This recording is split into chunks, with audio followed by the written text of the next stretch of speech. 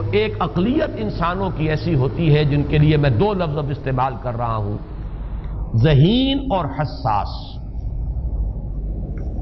ذہین اور حساس لوگوں میں قبض اور بسط کی کیفیت، یہ مختلف سائیکلز ہیں جو آتی رہتی ہیں۔ کبھی طبیعت میں پشمردگی ہے، دل بجھا ہوا سا ہے، کچھ نا امیدی سی ہے، خود اپنے اوپر اعتماد کی کمی محسوس ہو رہی ہے، مجھ میں صلاحیت نہیں ہے، میں کچھ نہیں کر سکتا، اب تک جو کچھ کیا اس کا بھی ہے، امنگ بھی ہے، امید بھی ہے، روشن پہلو نظر آ رہے ہیں۔ قبض کی کیفیت میں تاریک پہلو نظر آتے ہیں، مایوسی کے پہلو نظر آتے ہیں، پیسیمزم کی کیفیت، اور یہ جو بسط کی کیفیت ہے اس میں روشن پہلو۔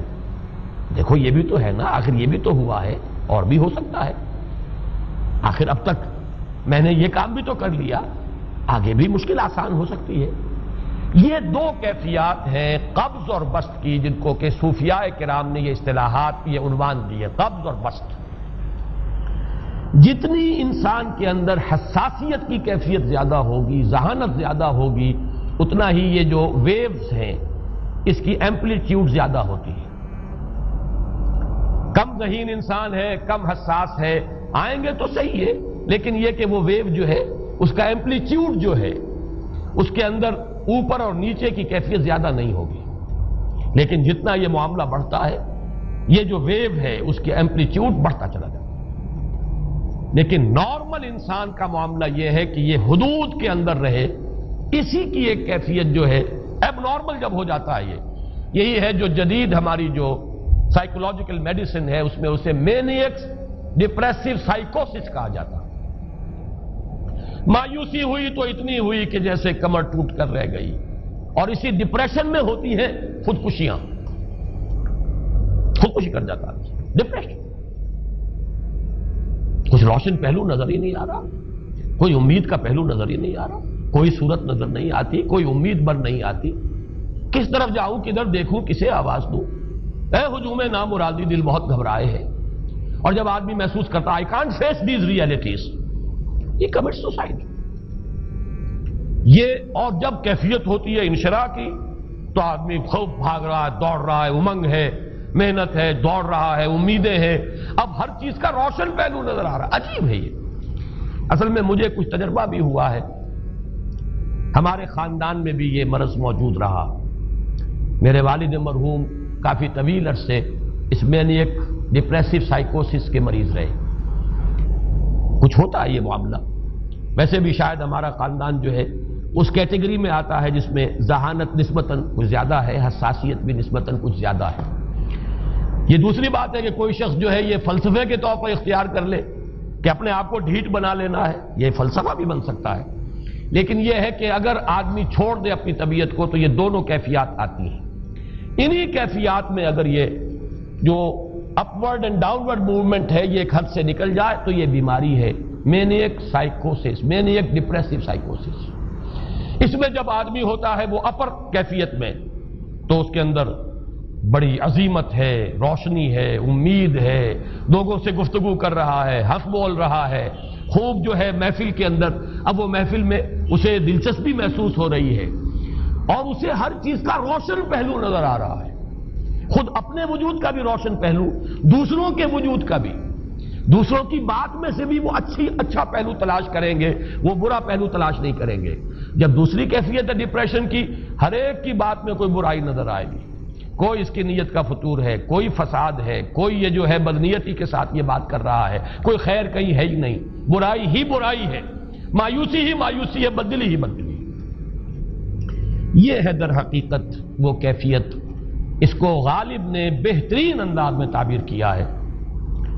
ذہین اور حساس انسانوں میں ان کی جو ترقی ہے وہ انہی مراحل سے ہو کر گزرتی ہے، اور ہر ڈپریشن کے بعد، ڈپریشن میں اس سینس میں استعمال نہیں کر رہا یعنی بیماری کی حد تک پہنچنے والی ڈپریشن نہیں، صرف قبض کی حد تک پہنچنے والا معاملہ۔ ہر قبض کے بعد جب بسط آتا ہے تو آگے ترقی ہوتی ہے، جس کو آپ کہتے ہیں بائی لیپس اینڈ باؤنڈس، آدمی جو ہے چھلانگ لگاتا ہے، گویا کہ ایک درجہ جو پہلے تھا اس سے آگے درجہ انسان کا جو ہے اس سے بلند تر پوزیشن پر انسان پہنچتا ہے. ہر قبض کے بعد جو نیا بست آتا ہے وہ ایک نئی کیفیت، نئی شان، نئی بلندی، نئی رفعت لے کر آتا ہے. اس کو غالب نے تعبیر کیا ہے بہت خوبصورت انداز ہے. رکتی ہے میری طبع تو ہوتی ہے رواں اور. یعنی شاعر بھی کبھی ایسا وقت آتا ہے شعر جو ہے وہ اس پر نازل ہی نہیں ہو رہا، شعر نہیں کہہ پا رہا، طبیعت میں رکاوٹ سی ہے، بندش سی ہو گئی ہے، کوئی کلام موضوع ہو ہی نہیں رہا. لیکن پھر جب یہ کیفیت جو ہے بدلتی ہے اور جب پھر بست کی کیفیت آتی ہے، رکتی ہے میری طبع تو ہوتی ہے رواں اور، پھر اس کے اندر ایک جولانی نئی ایک کیفیت جو ہے انشراح کی، وہ ایک بالکل نئی کیفیت، نئی شان کے ساتھ. یہ ہے وہ معاملہ جو ان آیات مبارکہ کے پس منظر میں ہے.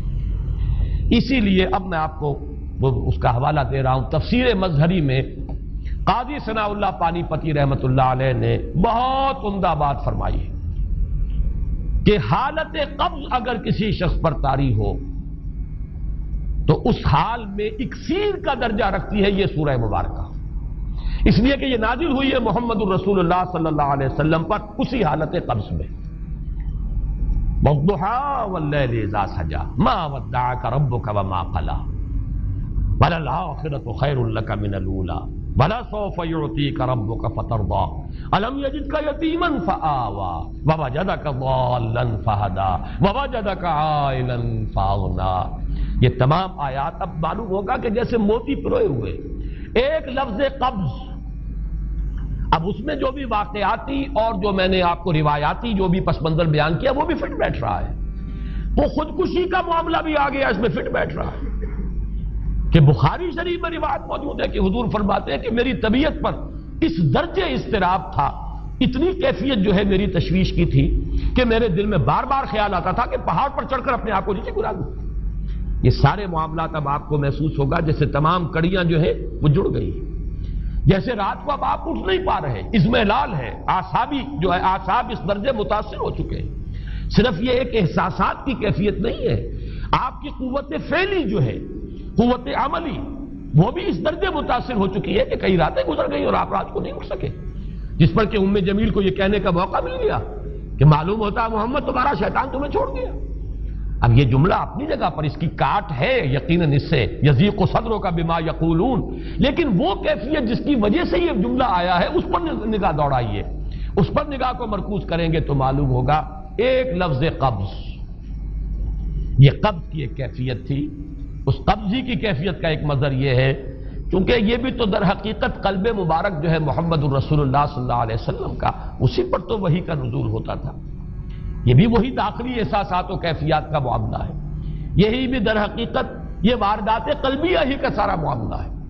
اس کو آپ خارج سے تعبیر نہیں کر سکتے، نہ ابھی کوئی ایسے مصائب تھے، نہ ایسی کوئی مشکلات تھیں، نہ ابھی کوئی رد و قضا ایسی شروع ہوئی، نہ ابھی کوئی بحث و نزاع کا معاملہ ایسا ہوا، نہ کوئی ابھی کوئی فزیکل پرسیکیوشن شروع ہوئی. یہ سب داخلی ہی کیفیات ہیں، اور ان داخلی کیفیات کے حوالے سے ان سورہ مبارکہ کو اگر صحیح سمجھا ہے تو صوفیہ نے سمجھا.